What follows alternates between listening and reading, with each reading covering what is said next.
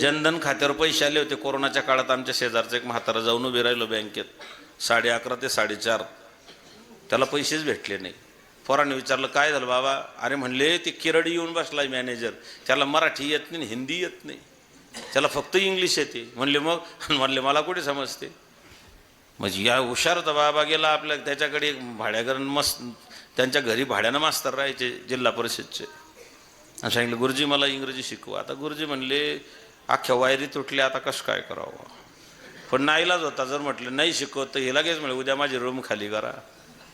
म्हणले बाबा एक वही घेऊन या. दुसऱ्या दिवशी म्हातारा भलं मोठं रजिस्टर घेऊन गेला, सोसायटीतलं चोरलेलं होतं.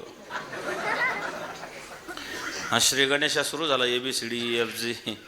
शेवटी मास्तरही कंटाळले. म्हणले बाबा तुम्ही जुना माल खाल्लेला आहे, गावरान माल खाल्लेला आहे, तुमची मेमरी लय स्ट्रॉंग आहे. म्हणले कसं काय?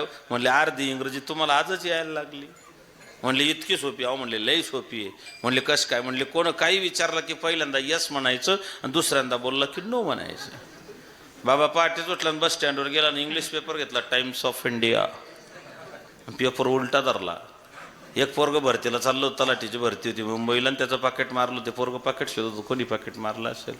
त्याने पाहिलं हा जर पेपर वाचायचा असता सरळ धरला असता, ज्या अर्थी तोंड लपवतो त्या अर्थी पाकिट सोडून हाच. तो गेला. म्हणले बाबा बाबा पाकिट मारलं का? तो म्हणला यस.